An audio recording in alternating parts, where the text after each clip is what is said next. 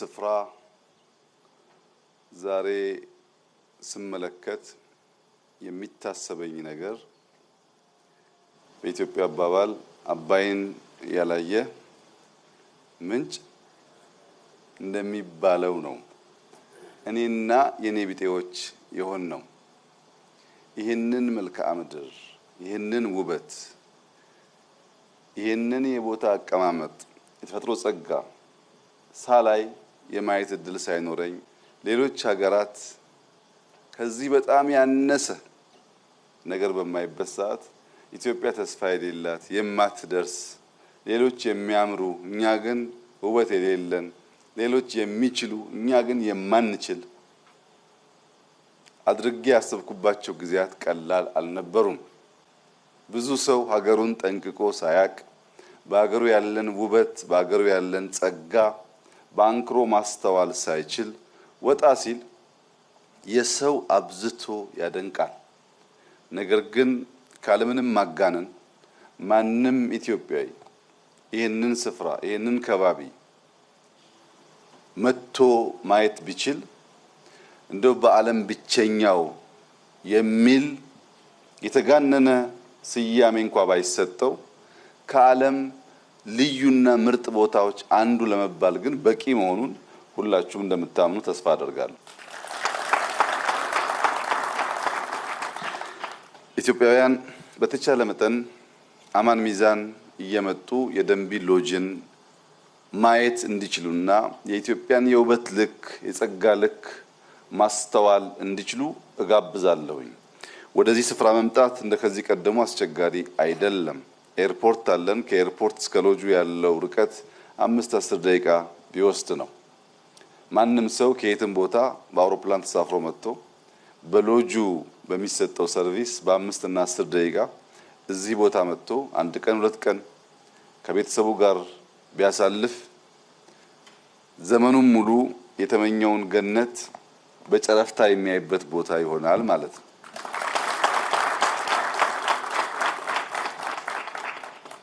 መደመር ስንል ለአማን ሚዛን፣ ለቤንች፣ ለሸካ ምን ማለታችን ነው ያላችሁ እንደሆነ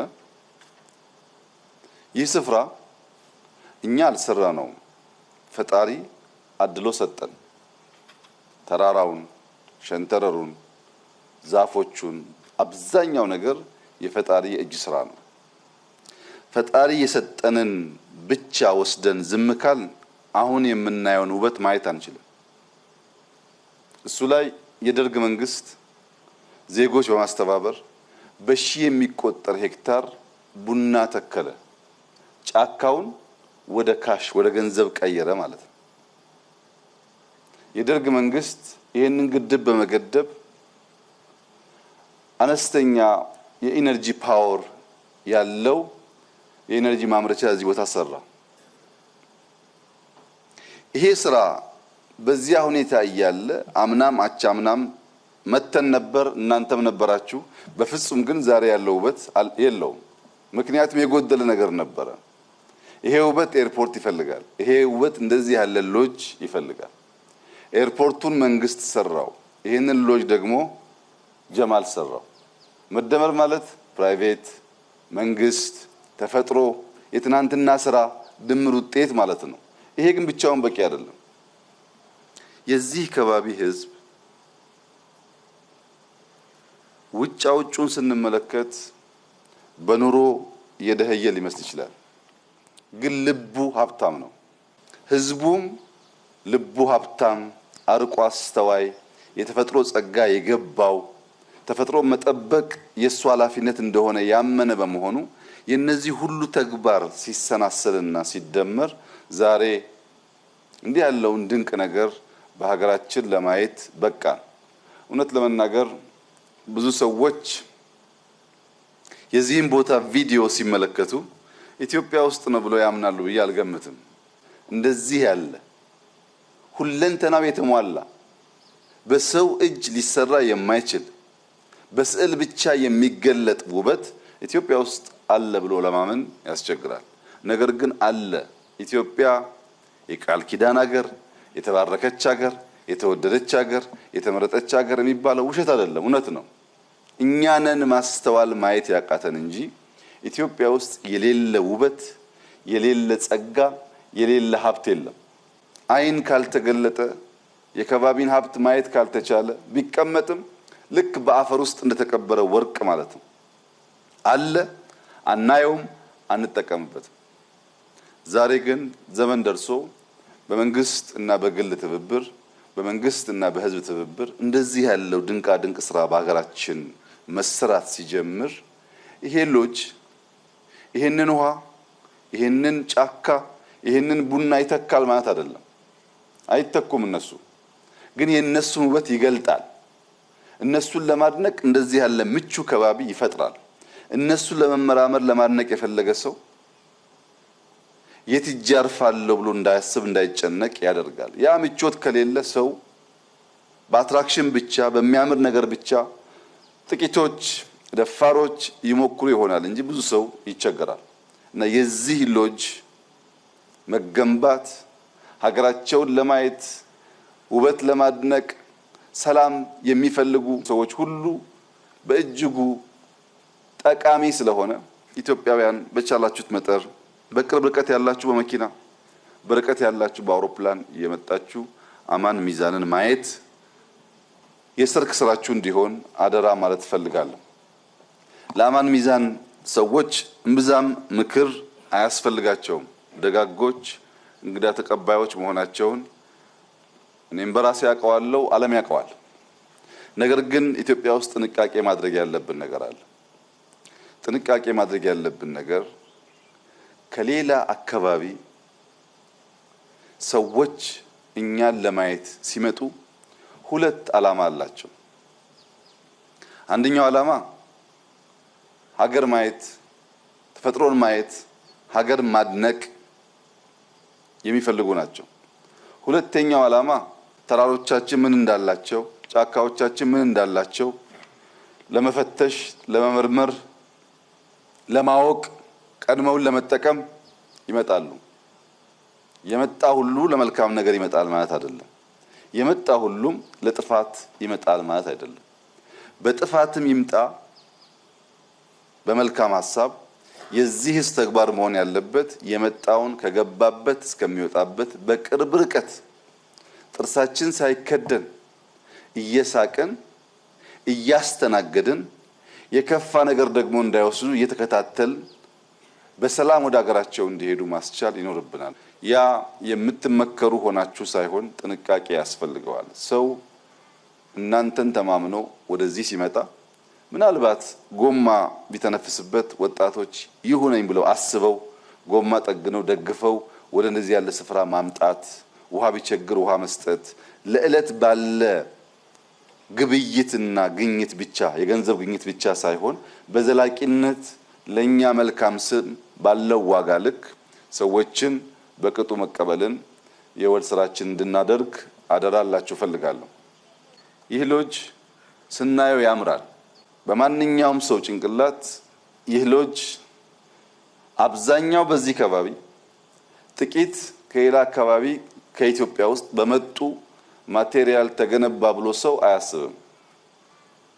አማን ሚዛን የዛሬ 30-40 ዓመት ሸክላ አምርቶ የሸክላ ቤት መስራት የሚችል ማህበረሰብ ያለበት ቤት ሸክላ ለማምረት የሚያስችል በቂ ሮ ማቴሪያል ያለው ከባቢ የሃይማኖት አባቶች፣ ሽማግሌዎች፣ እናቶች ልጆቻችሁን አረቄ ሰፈር፣ ጠላ ሰፈር እንዳይውሉ ሸክላ እንዲያመርቱ፣ አጥር እንዲያስተካክሉ፣ ቤት እንዲያስተካክሉ ማድረግ ብትችሉ ሙያተኛ መስራት የሚችል ሰው ብርቱ ሰው ስለምንፈጥር እንጨቱ ያለው እዚህ ነው፣ ብሎኬት ያለው እዚህ ነው። ለብዙ ነገር የምናውለው መቼም እዚህ መትከለ አያስፈልግም እኮ መርጨት ብቻ ነው። ከረጨነው ራሱ ይበቅላል። እንደዚህ ባለው ምድር የቆሸሸ ከባቢ ማየት ተገቢ አይደለም። ይህንን አባቶች አበክራችሁ ልጆቻችሁን እንድታስተምሩ እጃቸውን እንዲጠቀሙበት ጊዜያቸውን እንዲጠቀሙበት ለመልካም ነገር ተገልግለው ከባቢያቸውን ይበልጥ ማስዋብ እንዲችሉ ማድረግ አለብን። ከውጭ ሲገባ እንቸገራለን። የሀብት ውስንነት አለ። ሸክላው እዚህ ካለ ግን በትናንሽ የሸክላ ማምረቻ በየመንደሩ በየቀበሌው በርከት ያለ ሸክላ ማምረት ይቻላል። ይህንን ስራ እኛ ከውጭ ያመጣነው ሰው የለም፣ የተጠቀምነው እዚሁ አካባቢ ያለን ሰው ነው። ይህንን መስራት የሚችል እጅ ካለ ሲቀጠር የሚሰራ ለራሱ ለወላጆቹ፣ ለአዛውንቶች፣ ለአረጋውያን መስራት የማይችል ሰው ከሆነ ግን ችግር ነው ማለት ነው። ይሄ ለሌላ የመቀጠር ለሌላ የመስራት ዝንባሌያችን ለመማር ብቻ መሆን አለበት እንጂ የሁል ጊዜ ልምምድ መሆን የለበትም። በጣም የሚያሳዝነውና የሚያስደንቀው ነገር ኢትዮጵያ ውስጥ በርካታ ፕሮጀክቶች አሁን ይሰራሉ። በየቦታው ብትሄዱ 4፣ 3፣ 2 የውጭ ዜጋ አለ፣ 100፣ 1000 የሚጠጋ ኢትዮጵያዊ አለ። አብዛኛው ስራ የሚሰራው በእኛው ልጆች ነው። እነዚህ ልጆች ስራ ችለዋልና ጠቅለው ስራውን ደግሞ ይውሰዱ ሲባል ሲቀጠሩ በሚሰሩት ልክ ስራውን ሲወስዱ አይሰሩትም።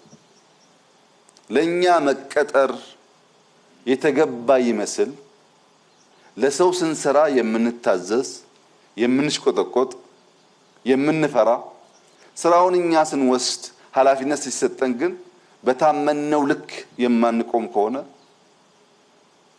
የምናስበውን ብልጽግና ማረጋገጥ እንቸገራለን። የማናቃቸው በጣም በርካታ ነገሮች አሉ። ከሚያውቁ ተጠግተን መማር ተገቢ ነው። ከሌሎች ጋር ሰርተን መማር ተገቢ ነው። ካወቅን በኋላ ግን ይበልጥ በርትተን ተጋግዘን ያንን ዕውቀት ማስቀረት ነው ያለብን እንጂ 2-3 ሰው ሲገራው በሺ የሚነዳ ያ 2 ሰው ሲጠፋ ግን ስራ የማይሰራ ከሆነ አስቸጋሪ ይሆናል። ወጣቶች ተሰፍሮ ተለክቶ የተሰጣችሁ ዘመን አለ። ያንን ዘመን በአግባቡ መንዝራችሁ ማትጠቀሙ ከሆነ ያልፋል። ያንን ጊዜ ብንጠቀምበት ተመልከቱ፣ እንደዚህ ያለውን ውበት ነው ላለፉት 100 ዓመታት ደብቃ ይኖር ነው። በአንድ በኩል በመጠበቃችን የምንደነቅ፣ እስካሁን ይሄን ማድረግ ባለመቻላችን ግን የምንወቀስ መሆን አለብን። ይሄንን ሳያዩ ያለፉ ደግሞ ብዙ ሰዎች ስላሉ እንደዚህ ያለውን ብናበራክት ምን ሊፈጠር እንደሚችል በሀገራችን አስቡ። በተለይ ደቡብ ምዕራብ ኢትዮጵያ፣ እንደ ደቡብ ምዕራብ ኢትዮጵያ ያለ ሀብታም ክልል ማግኘት ትቸገራላችሁ። በእያንዳንዱ ዞን ብትሄዱ፣ ከፋ ብትሄዱ፣ ዳውሮ ብትሄዱ፣ ኮንታ ብትሄዱ፣ ቤንች ብትሄዱ፣ ሸካ ብትሄዱ፣ የሄዳችሁበት ቦታ በሙሉ ታይቶ የማይጠገብ ውበት ያለበት ክልል ነው። ቡና ሲባል በኢትዮጵያ ከኦሮሚያ ቀጥሎ ሁለተኛው ቡና አምራች ከባቢ ነው።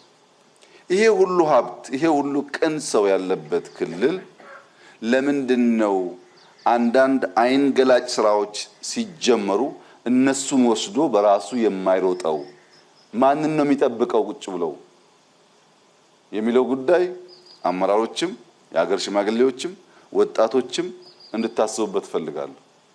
ደቡብ ምዕራብ ኢትዮጵያ የምታለሙ እናንተ ናችሁ።